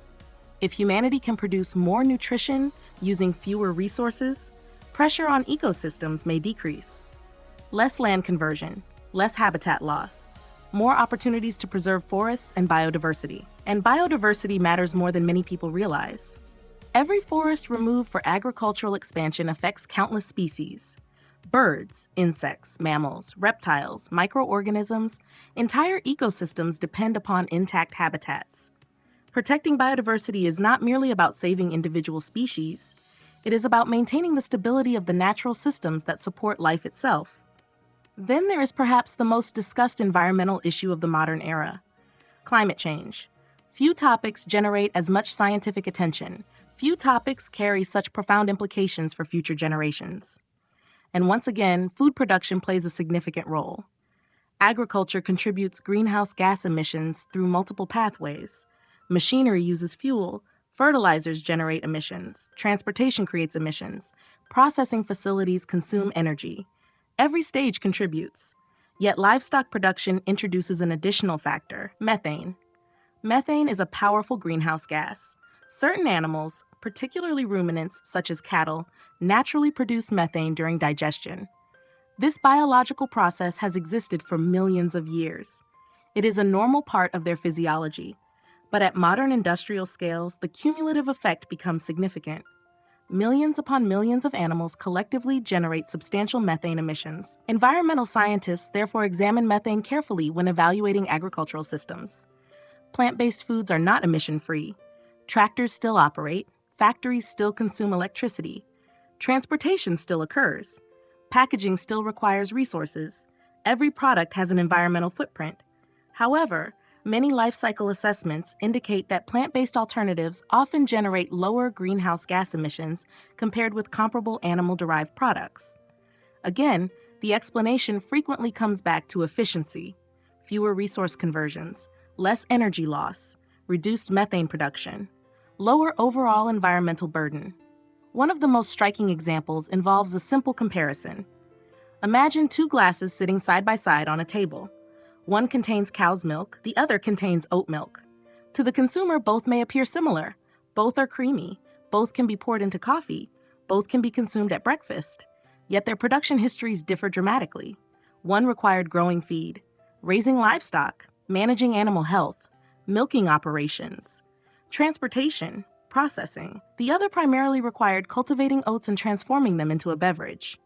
Both systems require resources, but the scale and distribution of those resources often differ significantly. This comparison has become one of the defining symbols of the broader environmental conversation surrounding food. Not because one glass alone changes the world, but because billions of similar decisions occur every year. Small individual choices become large collective outcomes. Environmental experts frequently emphasize this point. No single consumer can solve climate change. No single purchase can transform global agriculture. But consumer behavior influences markets. Markets influence investment. Investment influences innovation. Innovation influences production systems. Over time, these forces can drive meaningful change. This is one reason environmental researchers increasingly view plant-based foods as part of a larger sustainability strategy. Not necessarily the only solution, not necessarily a perfect solution, but one potentially important tool among many. Renewable energy matters, efficient transportation matters, sustainable agriculture matters, conservation matters, and food choices matter too. Perhaps the most remarkable aspect of this discussion is that it extends beyond science alone. It touches ethics, responsibility, stewardship, the relationship between humanity and the natural world. Many philosophical traditions have long encouraged moderation, compassion, and respect for life. From this perspective, reducing unnecessary environmental harm becomes more than a technical challenge. It becomes a moral one. A recognition that future generations will inherit the consequences of today's decisions. Yet despite all the environmental advantages often associated with plant-based foods, honesty requires acknowledging something important. No food system is perfect. Every agricultural system creates impacts. Every production method involves trade-offs. Every solution introduces new challenges. And once we begin looking closely enough, we discover that even the most promising innovations come with difficult questions of their own. Questions about processing, questions about cost, questions about additives, questions about nutrition, questions that deserve careful examination rather than blind enthusiasm. Because the full story of the plant-based revolution includes not only its strengths, it also includes its limitations. And that is where our investigation must go next. Every major innovation follows a familiar pattern. At first, people see only the excitement, the possibilities, the promises, the breakthroughs. Then comes a second stage, a more mature stage, the stage where difficult questions begin to emerge, the stage where enthusiasm is tested by scrutiny. The plant-based food revolution is no exception. Much of the public conversation focuses on the benefits: environmental sustainability, animal welfare, innovation, health, scientific progress. These are important topics, but if we truly want to understand the future of food, we must also examine the concerns, the criticisms, the unanswered questions. Because every technology has limitations, every industry faces challenges, and the most trustworthy science is the science willing to investigate both strengths and weaknesses. One of the first concerns many consumers notice is price. Walk through a supermarket and compare products. A carton of premium oat milk may cost more than conventional dairy milk. A plant-based burger may cost more than a traditional burger. A vegan cheese alternative may carry a higher price tag than its dairy counterpart. Why? If plants are abundant and widely available, shouldn't plant-based foods be cheaper? The answer reveals an important reality about modern food production. Many plant-based products rely on sophisticated technology, advanced extraction systems, specialized processing equipment, research laboratories, food scientists, quality control systems, ingredient development programs. These innovations require significant investment. Unlike traditional foods that have benefited from decades or even centuries of infrastructure development, many plant-based industries are still relatively young. Factories are newer. Supply chains are still expanding. Production volumes remain smaller than those of many conventional food sectors. Economists often describe a phenomenon called economies of scale. The basic principle is simple. When production increases dramatically, costs per unit often decrease. A factory producing millions of products can spread costs across a larger output than a factory producing thousands. Many conventional animal-based food industries have already achieved enormous scale. Plant-based alternatives are still in the process of reaching similar levels. As production expands, prices may continue to fall. Some products have already become significantly more affordable than they were just a few years ago. But for now, cost remains one of the biggest barriers preventing broader adoption. For some consumers, the issue is not willingness, it is affordability. This raises an important question about accessibility. Can sustainable food systems truly succeed if large portions of the population cannot easily afford them? The industry continues searching for answers, yet price is only the beginning. A far more controversial discussion centers on processing. Over the past decade, consumers have become increasingly aware of a term that appears frequently in nutrition debates: ultra-processed foods. The phrase often triggers strong reactions. To some people, it sounds inherently dangerous. To others, it sounds overly simplistic. The reality, once again, is more nuanced. The concept generally refers to foods that undergo multiple industrial processing steps and contain ingredients not commonly used in home kitchens. Many plant-based meats fall into this category, and this classification has generated significant debate. Critics argue that some plant-based products move too far away from whole foods. They point out that a bean is simple, an apple is simple, a lentil is simple. But a highly engineered burger containing multiple protein isolates, oils, stabilizers, and flavor compounds may appear very different. Some consumers wonder whether technological complexity automatically reduces nutritional value. Others question whether processing itself should be viewed negatively. Food scientists often respond with an important clarification. Processing is not inherently good or bad. Processing exists on a spectrum. Cooking is processing. Freezing is processing. Pasteurization is processing. Fermentation is processing. Even grinding wheat into flour is processing. The more relevant question may not be whether a food is processed. The more relevant question may be how it is processed and what nutritional profile ultimately results. A minimally processed food can still be nutritionally poor. A more heavily processed food can sometimes provide meaningful nutritional benefits. Context matters. Composition matters. Evidence matters. Yet despite these nuances, consumer concerns remain understandable. People increasingly want transparency. They want to understand what they are eating. They want to know why certain ingredients appear on labels. This brings us to one of the most misunderstood aspects of modern food manufacturing: food additives. Many consumers encounter unfamiliar names and immediately become suspicious. The ingredients sound technical, scientific, artificial, sometimes even intimidating. Yet names alone rarely tell the full story. Consider lecithin. Many people have seen this ingredient listed on product labels. The name sounds complex, but lecithin is actually a naturally occurring substance found in many plants and animals. Soybeans contain lecithin. Sunflower seeds contain lecithin. Egg yolks contain lecithin. In food manufacturing, lecithin often functions as an emulsifier. Its job is surprisingly simple. It helps ingredients that normally resist mixing remain combined. Remember the challenge discussed earlier. Oil and water naturally separate. Lecithin helps stabilize mixtures. Without it, certain products would separate, develop inconsistent textures, or become less appealing. Then there is gar gum, another ingredient frequently misunderstood. Gar gum originates from the gar bean. It is derived from a plant. Its primary function is to influence texture. A tiny amount can significantly improve consistency. It helps create smoothness. It helps prevent separation. It contributes to the creamy sensation consumers expect from many beverages and sauces. Xanthan gum often generates similar questions. Like gar gum, it serves as a stabilizer and thickener. Interestingly, xanthan gum is produced through a fermentation process involving microorganisms.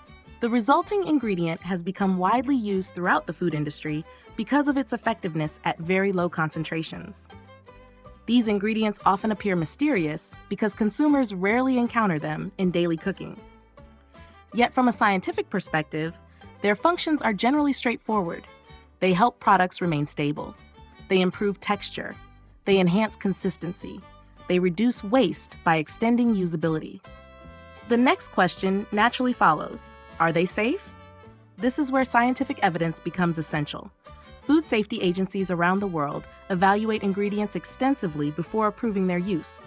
Researchers study toxicity, digestibility, exposure levels, potential health effects, acceptable intake ranges. No system is perfect. Science continues evolving. New evidence continues emerging. But many commonly used food additives have undergone decades of evaluation. Current research generally indicates that ingredients such as lecithin, gar gum, and xanthan gum are safe for most people when consumed within normal dietary ranges. That does not mean every individual responds identically. Some people may experience sensitivities. Certain digestive conditions may influence tolerance. Human biology varies. But broad scientific reviews have not found convincing evidence that these ingredients pose significant risks to the general population when used appropriately. Unfortunately, modern information environments often amplify fear more effectively than nuance. A long chemical name can sound alarming even when the substance is harmless. Meanwhile, a familiar-sounding ingredient may appear comforting, despite offering little nutritional value. This highlights an important lesson. Consumers benefit from understanding function rather than focusing solely on names. Why is an ingredient present? What purpose does it serve? What does scientific evidence say? These questions are often more useful than emotional reactions. So how can consumers navigate increasingly complex food labels? Fortunately, a few practical principles can help. First, examine the overall nutritional profile. How much protein does the product provide? How much fiber? What types of fats are present? How much added sugar is included? These factors often reveal more about nutritional quality than ingredient lists alone. Second, pay attention to ingredient order. Ingredients are typically listed according to quantity. This provides insight into the product's composition. Third, distinguish between unfamiliar and harmful. The two are not the same. Many beneficial ingredients possess scientific names simply because science requires precise terminology. Fourth, consider the broader dietary pattern. No single food determines health. A balanced dietary pattern matters far more than any individual product. And finally, remember that context is everything. A plant-based burger is not necessarily intended to replace a bowl of vegetables. Its purpose may be different. For some people, it serves as a transition food. For others, a convenient option. For others, an occasional treat. Understanding purpose helps create realistic expectations. The most balanced perspective may be this. Plant-based foods are neither miracle products nor villains.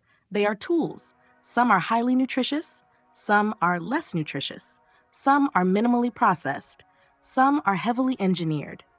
Like all foods, they deserve thoughtful evaluation rather than automatic praise or automatic criticism. The plant-based revolution remains a work in progress. Scientists continue improving formulations, reducing costs, enhancing nutrition, refining ingredients, addressing concerns, and perhaps that willingness to evolve is one of the industry's greatest strengths. Yet regardless of nutritional profiles, environmental impacts, ingredient lists, or technological sophistication, one final challenge remains. A challenge more important than all the others. Because at the end of the day, consumers decide the fate of every food product. Not scientists, not marketers, not manufacturers. Consumers. And consumers answer a very simple question. Does it taste good? Can they actually tell the difference? The ultimate test is not performed in a laboratory. It is performed on the human tongue. And that is exactly where our journey goes next. Before continuing the script, here is part 10 in podcast-ready narration format. For all the extraordinary advances in food science we have explored so far, for all the sophisticated machinery, the artificial intelligence systems, the protein engineering, the flavor chemistry, the environmental benefits, and the nutritional innovations, there remains one final judge, one final authority that determines whether a product succeeds or fails. Not scientists, not investors, not food companies, not governments, the human palate. Because no matter how impressive the technology may be, consumers ultimately ask a very simple question. Does it taste good? And perhaps an even more fascinating question. Can people actually tell the difference? This question has inspired thousands of experiments around the world. Some conducted by universities, some by food companies, some by independent researchers, some by curious consumers gathering around kitchen tables. And many of these experiments rely on one of the most revealing tools in sensory science, the blind taste test. At first glance, a blind taste test seems almost too simple. A participant receives a sample, they taste it, then they give an opinion. But the true power of the method lies in one important detail. The participant does not know what they are consuming. The label is hidden, the brand is hidden, the packaging is hidden, sometimes even the appearance is disguised. The participant must rely only on sensory perception, taste, smell, texture, mouthfeel, nothing else. This approach removes one of the strongest influences on human judgment, expectation, and what researchers have discovered over the years is both surprising and deeply revealing. Many people are far less objective than they believe. We often assume our decisions are based entirely on sensory experience. Yet our brains are constantly interpreting information before food even touches our lips. A familiar logo, a premium package, a famous brand, a specific color. All of these factors begin shaping expectations long before tasting occurs. Blind testing strips those influences away, and the results can be astonishing. Consider plant-based milk. When consumers see a carton labeled oat milk, almond milk, or soy milk, many immediately form assumptions. Some expect it to taste inferior, others expect it to taste healthier. Some anticipate a strong nutty flavor, others imagine a watery texture. Yet when those same individuals participate in blind tests, something interesting often happens. The certainty begins to disappear. Researchers have repeatedly observed that many participants struggle to identify specific plant-based milks accurately, particularly when products are formulated to mimic the creaminess and mouthfeel of traditional dairy. In some tests, participants confidently identify a sample as dairy milk, only to discover later that it originated entirely from plants. The reverse can also occur. People sometimes assume a dairy product is plant-based. The results reveal an important truth. Human perception is not nearly as objective as we often imagine. Our expectations shape what we think we experience. The same phenomenon becomes even more dramatic when examining modern plant-based meat products. Only a decade ago, many alternatives were easy to identify. The texture was different, the aroma was different, the appearance was different. Consumers could usually tell within seconds. Today, the situation has changed significantly. Food scientists have spent years refining every aspect of the sensory experience. The texture, the juiciness, the browning behavior, the aroma released during cooking, the flavor compounds generated during grilling. Every detail has been studied and improved. As a result, some modern blind taste tests have produced remarkable outcomes. Participants occasionally fail to distinguish between conventional burgers and plant-based alternatives. Not everyone, not every time, but often enough to surprise researchers and consumers alike. Some people identify the difference immediately. Others cannot. Some prefer the traditional version. Others prefer the plant-based version, and many find themselves unexpectedly uncertain. What makes these findings so fascinating is that they reveal something much deeper than food technology. They reveal how the human brain constructs reality. Because flavor does not exist solely on the tongue. Flavor is created inside the brain. The tongue provides information. The nose provides information. The eyes provide information. The ears even contribute information through the sounds of chewing and cooking. Then the brain combines everything into a unified experience we call taste. In many ways, eating is not merely a physical activity. It is a neurological event. Every bite triggers a complex network of sensory processing. Memory becomes involved. Emotion becomes involved. Past experiences become involved. Expectation becomes involved. The result is that two people can eat the same food and have completely different experiences. This phenomenon has fascinated psychologists for decades. Researchers studying sensory perception have repeatedly demonstrated that expectations can dramatically alter flavor experiences. In one famous type of experiment, identical products are presented in different packaging. Participants consistently report differences even when the contents are exactly the same. The brain expects a difference, and the brain often creates one. Color provides another remarkable example. Imagine drinking a beverage that appears bright red. Your brain immediately begins predicting certain flavors, perhaps strawberry, perhaps cherry, perhaps berry notes. Now imagine the exact same liquid-colored green. Many people suddenly perceive entirely different flavor characteristics despite no chemical change occurring in the beverage itself. Visual information influences sensory interpretation. The effect is powerful and largely unconscious. Most people do not realize it is happening. Brand recognition exerts a similar influence. Humans naturally develop emotional relationships with brands. Some evoke trust. Others evoke skepticism. These associations affect perception. When participants know they are consuming a product from a beloved brand, they often rate the experience more positively. When labels are removed, those differences frequently shrink. This creates an important lesson for anyone interested in food science. Taste is not merely chemistry. Taste is psychology. Taste is neuroscience. Taste is expectation. Taste is memory. The food itself matters enormously, but so does the story surrounding the food. This helps explain why plant-based products have evolved so rapidly. Manufacturers are not simply improving ingredients, they are improving experiences. They are learning how consumers think, how consumers perceive, how consumers make decisions. Every generation of products becomes more sophisticated, more refined, more familiar, more capable of meeting consumer expectations. And those expectations continue changing. A generation ago, many consumers viewed plant-based alternatives as niche products intended for a small minority. Today, they appear in mainstream supermarkets, fast food restaurants, coffee shops, school cafeterias, airports, hotels, corporate cafeterias, and homes across the world. What was once unusual has become increasingly ordinary. This transformation reveals something profound about human behavior. People are often more adaptable than they realize. Foods that once seemed strange eventually become familiar. Technologies that once seemed impossible become routine. Ideas that once appeared radical gradually become normal. History is filled with such examples, and the future of food may follow a similar path.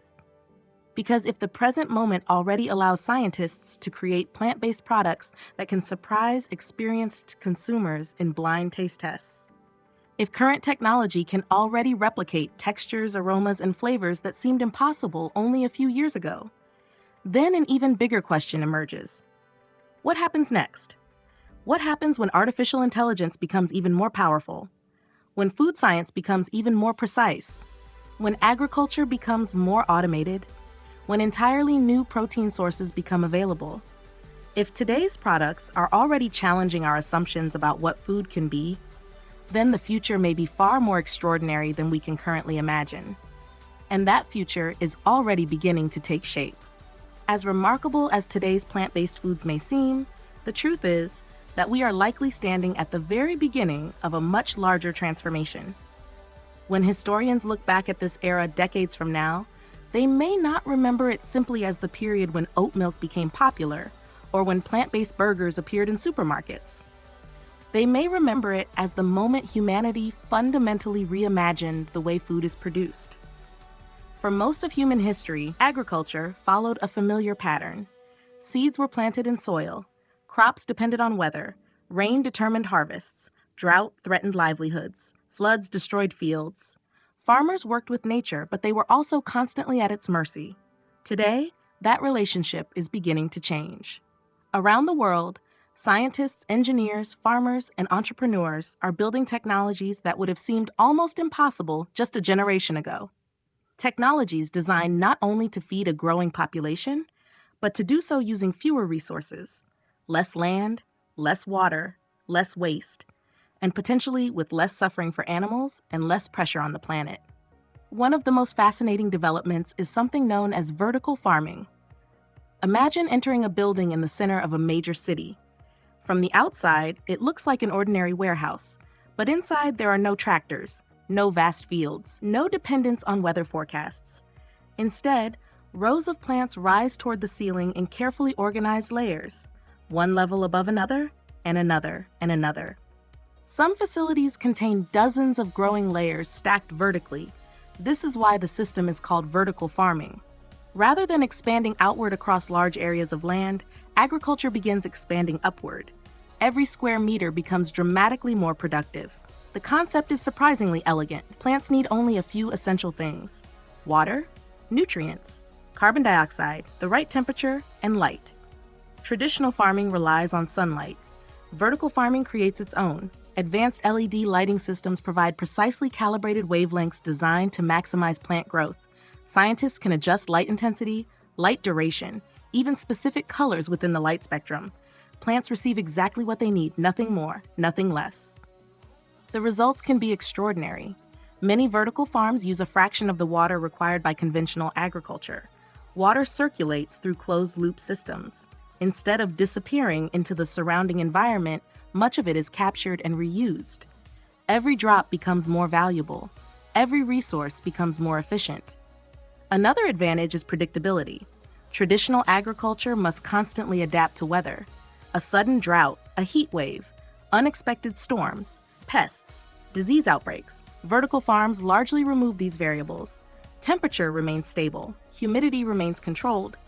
Growing conditions remain consistent throughout the year. Summer, winter, rainy season, dry season.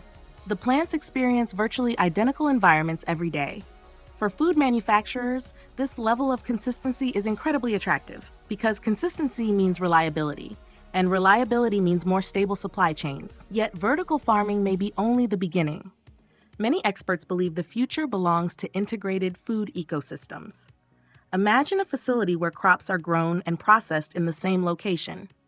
No long-distance transportation, no massive distribution networks moving raw materials across continents. The farm and the factory become neighbors, or perhaps even parts of the same building.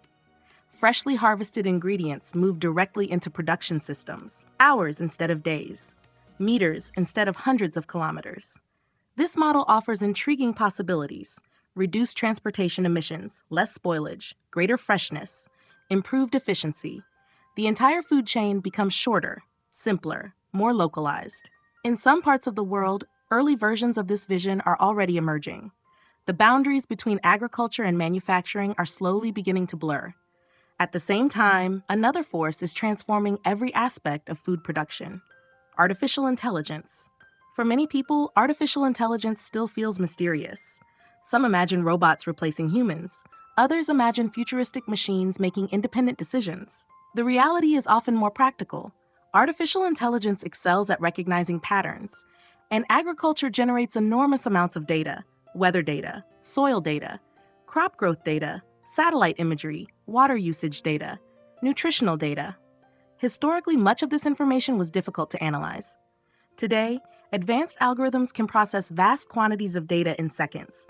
Farmers can receive recommendations about irrigation, disease prevention, fertilizer application, harvest timing. The result is greater precision and fewer wasted resources. Imagine a future farm monitored continuously by sensors. Every plant becomes part of a living information network. If a crop begins showing early signs of stress, artificial intelligence may detect the problem long before it becomes visible to the human eye. If disease risk increases, warnings can appear immediately. If weather conditions change, irrigation schedules can adjust automatically. Agriculture becomes smarter, more responsive, more efficient. The same transformation is occurring inside food manufacturing facilities. Artificial intelligence helps optimize production, reduce waste, improve quality control, predict consumer preferences, design new products, and perhaps most intriguingly, optimize nutrition itself, because the future of food may become increasingly personalized. For most of history, nutrition has operated using broad recommendations, general guidelines intended to apply to large populations. But human beings are not identical. Each person possesses unique genetics, unique lifestyles, unique health conditions, unique metabolic characteristics. What works perfectly for one individual may not work equally well for another. This realization has given rise to one of the most exciting frontiers in nutritional science: personalized nutrition. Imagine visiting a healthcare professional in the future. Instead of receiving generic dietary advice, you receive recommendations tailored specifically to your biology, your genetics, your microbiome, your health goals, your activity patterns, your nutritional requirements. Artificial intelligence could analyze thousands of variables simultaneously. The result might be dietary plans designed for individuals rather than populations. Plant-based foods may become important participants in this future. Imagine ordering a plant milk formulated specifically for your nutritional profile.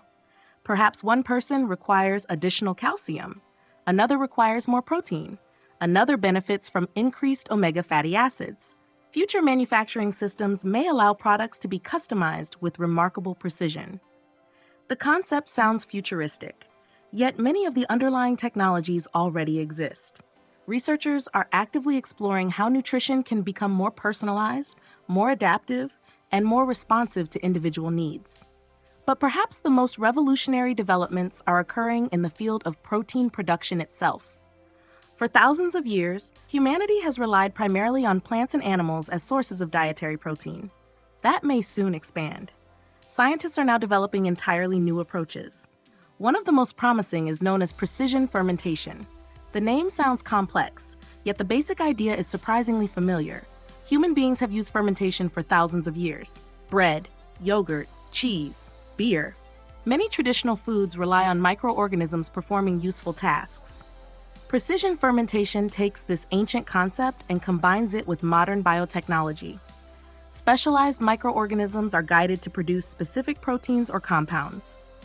Instead of relying exclusively on animals, certain food ingredients may eventually be produced through carefully controlled fermentation systems.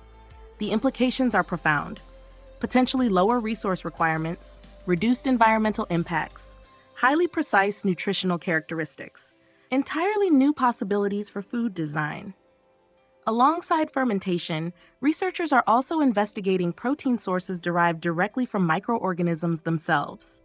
Tiny organisms capable of converting nutrients into edible protein with extraordinary efficiency. Some scientists believe these technologies could become major contributors to future food systems, not because they will replace everything, but because they expand humanity's options.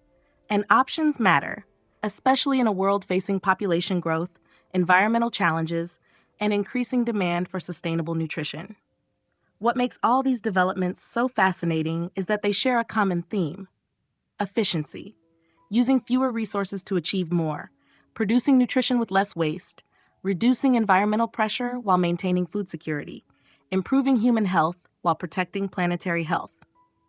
Whether every prediction becomes reality remains uncertain. History rarely unfolds exactly as expected. Some technologies succeed, others fail. Some ideas arrive sooner than anticipated, others require decades of refinement. But one thing appears increasingly clear: the future of food will not look exactly like the past. The systems that fed previous generations are evolving. Agriculture is evolving. Manufacturing is evolving. Nutrition is evolving, and humanity is evolving alongside them. From vertical farms glowing beneath LED lights, to artificial intelligence guiding crop production, to personalized nutrition plans, to proteins created through precision fermentation. The future is already beginning to emerge. And all of these developments lead us toward one final question, a question that may ultimately determine how future generations view this moment in history. If science can redesign food, if technology can recreate familiar experiences from entirely new sources, if sustainability and compassion become increasingly important values, then what exactly will humans be eating 50 years from now? And what will our descendants think when they look back at the food systems of today? We began this journey with a simple question: how can a tiny seed become a glass of creamy milk? How can a humble plant become something that looks, smells, and even tastes remarkably similar to meat? At first, the answer seemed almost impossible. Yet as we followed the path from farm to factory, from laboratory to kitchen, from scientific theory to the dinner table, a much larger story emerged. This was never just a story about food. It was a story about human creativity. A story about science, a story about technology, a story about our relationship with nature, and perhaps most importantly, it was a story about the future. When we look back at everything we have explored, it is remarkable how much begins with something so small: a single oat, a soybean, a pea, an almond, a seed that contains no advanced machinery, no artificial intelligence, no engineering, no factory, only potential. Yet within that potential lies an extraordinary possibility: the possibility of nourishment, the possibility of innovation, the possibility of transformation. We followed those seeds into vast agricultural systems where farmers and scientists worked together to produce reliable harvests. We saw how advanced sensors, cameras, and automated systems help select only the highest quality ingredients. We discovered that modern food production is no longer simply agriculture. It is agriculture combined with biology, chemistry, engineering, computer science, and increasingly artificial intelligence. What once depended entirely on human observation can now be supported by machines capable of analyzing millions of data points. A tiny seed begins its journey in nature, but by the time it reaches a modern processing facility, it becomes part of one of the most sophisticated manufacturing systems ever created. Inside those facilities, the transformation begins. The seeds are cleaned, prepared, processed. They're nutrients extracted with remarkable precision: protein, healthy fats, natural carbohydrates, fiber. Compounds that once existed inside microscopic plant cells become the building blocks of entirely new foods. The result is something previous generations could scarcely have imagined. Smooth oat milk, creamy almond milk, rich soy beverages, plant-based burgers, plant-based sausages, plant-based chicken alternatives. Products that continue becoming more convincing with each passing year. Perhaps one of the most fascinating lessons from this journey is how deeply science now understands food itself. For thousands of years, humans understood food primarily through experience. People knew what tasted good, what provided energy, what could be preserved, what could be shared. Today, scientists can look deeper, far deeper. They can examine molecules, proteins, enzymes, flavor compounds, nutritional pathways. The result is an unprecedented ability to recreate experiences once thought impossible. A few decades ago, the idea that plants could mimic the texture of meat would have sounded absurd. Today, it happens every day, not because scientists discovered magic, but because they learned to understand nature at a deeper level. They learned how proteins behave under heat and pressure, how aromas are created, how flavor develops, how texture forms, and how the human brain interprets all of those signals. One of the most profound realizations from this story is that food is far more than fuel. Food is information. Food is biology. Food is psychology. Food is culture. Food is memory. Food is emotion. This is why creating convincing plant-based alternatives has proven so challenging. Scientists are not simply reproducing nutrients. They are attempting to reproduce experiences: the comfort of a familiar meal, the pleasure of a favorite flavor, the memories attached to certain foods, the social rituals surrounding eating, and they are becoming increasingly successful. At the same time, technology is transforming agriculture itself. The future may not resemble the farms of the past. Vertical farming systems are already growing crops inside buildings. Artificial intelligence is helping farmers make better decisions. Advanced genetics is helping researchers understand nutrition in new ways. Water-efficient systems are reducing waste. Precision agriculture is increasing productivity, and entirely new protein sources are emerging from laboratories and fermentation facilities around the world. Humanity is entering an era in which food production may become more efficient, more sustainable, and more personalized than ever before. This matters because the world is changing. The global population continues to grow. Natural resources remain limited. Climate challenges continue to intensify. The demand for nutritious food is increasing. The solutions that worked in the past may not always be sufficient for the future. Innovation becomes necessary, not because tradition lacks value, but because every generation must solve the challenges of its own time. This brings us to perhaps the most important lesson of all. Consumers today have more choices than any generation in human history. For most of history, food choices were largely determined by geography. People ate what could be grown nearby, what was available seasonally, what local conditions allowed. Today, the situation is different. A consumer standing in a supermarket may choose between dairy milk and oat milk, between conventional meat and plant-based alternatives, between foods produced locally and foods imported from around the world. Choice itself has become one of the defining features of modern food systems. And every choice carries consequences. Not necessarily dramatic consequences, not necessarily immediate consequences, but consequences nonetheless. Each purchase influences demand. Demand influences production. Production influences agriculture. Agriculture influences land use, water use, energy use, and environmental impact. Every meal becomes part of a much larger story. This is why the conversation surrounding plant-based foods extends far beyond nutrition. It touches ethics, compassion, responsibility, and our relationship with other living beings. For many people, choosing more plant-based foods is not solely about personal health. It is also about reducing suffering, reducing harm, reducing dependence on systems that require the breeding, confinement, and slaughter of billions of animals each year. Whether one fully adopts a plant-based lifestyle or simply reduces animal consumption, the underlying ethical question remains significant. How should humans relate to other forms of life? Different cultures answer this question differently. Different philosophies answer it differently.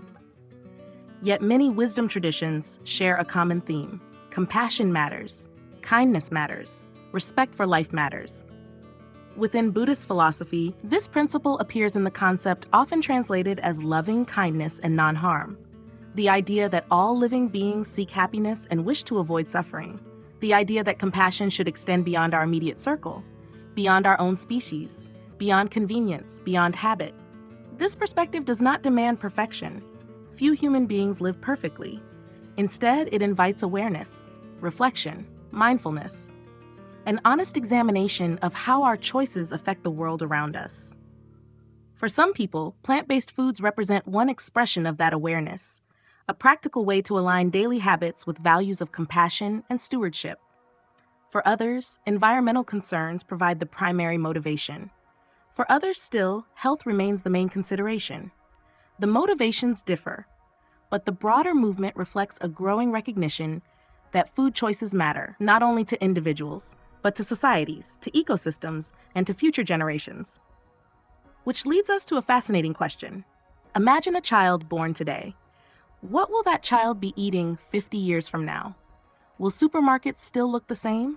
Will animal meat remain the dominant protein source, or will it become less common? Perhaps even a premium luxury product reserved for special occasions. Will personalized nutrition become routine? Will food be designed according to individual biology?